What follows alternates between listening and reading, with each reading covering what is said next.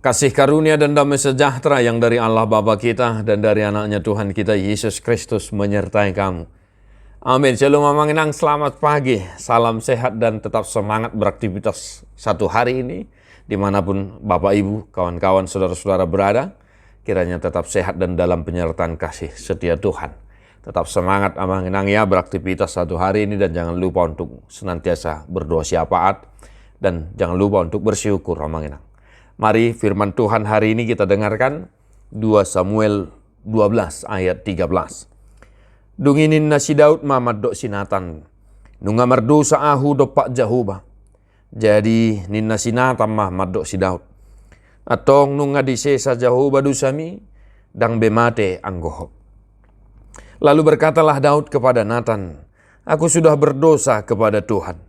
Dan Nathan berkata kepada Daud, Tuhan telah menjauhkan dosamu itu. Engkau tidak akan mati. Demikian firman Tuhan. Bapak Ibu Saudara-saudara, tentu kita tahu kisah Raja Daud yang melakukan dosa atau kejahatan yang sangat dibenci oleh Tuhan. Yaitu kisah Raja Daud melakukan kejahatan dengan mengambil Berseba menjadi istrinya, tetapi dengan cara yang sangat keji.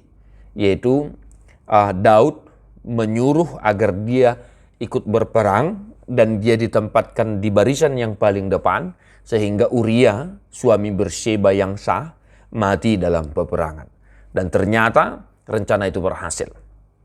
Dan Daud memperistri Berseba. Dan Bapak Ibu Saudara-saudara, kita tahu ya karena dosa tersebut Tuhan marah kepada Raja Daud. Dan inilah kisah itu di mana Nabi Nathan hamba Tuhan datang mengingatkan, menegur Raja Daud atas kesalahan yang telah dia buat.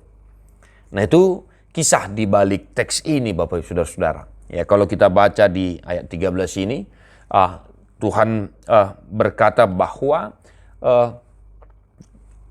dia tidak akan mati karena dosanya. Nah, karena walaupun dia berdosa, Amanginang kita tahu kisah Daud, setelah dia ditegur, maka dia datang memohon pengampunan kepada Tuhan. Nah Bapak Ibu Saudara-saudara, dari kisah ini, dari firman ini, ada dua hal yang boleh kita renungkan Amanginang. Nah yang pertama, tadi di dalam doa syafaat kita Bapak Ibu Saudara-saudara, adakah engkau mengaku segala dosa-dosamu? Adakah engkau mengingat segala dosa-dosa yang telah engkau lakukan dalam kehidupanmu? Ya, saya mengajak Bapak Ibu Saudara-saudara untuk senantiasa jujur di hadapan Tuhan, sadar diri atas kesalahan dosa yang pernah kita lakukan dalam kehidupan kita, sehingga kita memperoleh pengampunan dan kasih setia daripada Tuhan. Bapak Ibu Saudara-saudara, Tuhan Maha Pengasih, Tuhan Maha Pengampun. Setelah kita mengaku dosa, ada pengampunan. Dan bagi orang-orang yang mengaku segala dosa-dosanya, ada pengampunan, ada belas kasihan, dan ada kasih setia. Sebagaimana Raja Daud, begitu ditegur oleh Nathan, ya, begitu dia ditegur, dia mengaku segala dosa-dosanya. Dan dia memohon belas kasihan kepada Tuhan. Dan di Mazmur 51 kita boleh membaca bagaimana nyanyian Daud memohon belas kasihan kepada Tuhan. Maka mari Bapak Ibu Saudara-saudara, satu hari ini dalam kehidupan kita, baik sebelum beraktivitas dalam doa syafaat pagi ataupun doa syafaat malam, ya entah kapanpun kita melakukan doa syafaat, minta maaf, memohon ampun kepada Tuhan atas semua kesalahan-kesalahan yang mungkin telah kita buat dalam kehidupan kita. Sebab ada pengampunan bagi orang-orang yang memang jujur setia mengaku segala kesalahannya kepada Tuhan.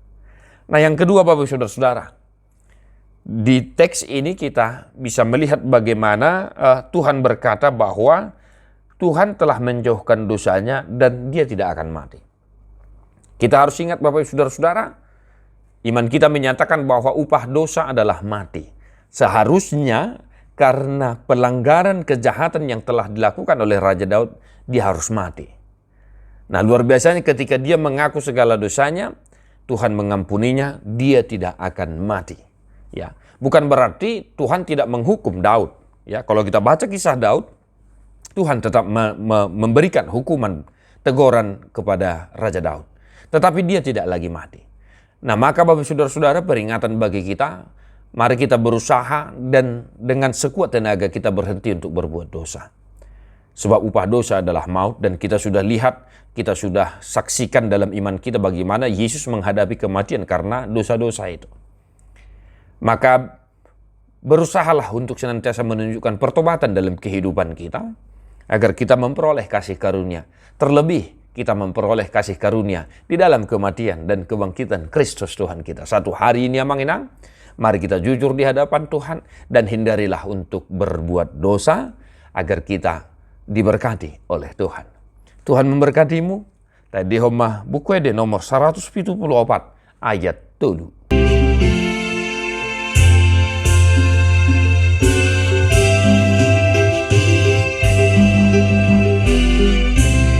Mangedeo kita mangena. Mardosa ho di do roha naso tama bedo dan pola alani dosam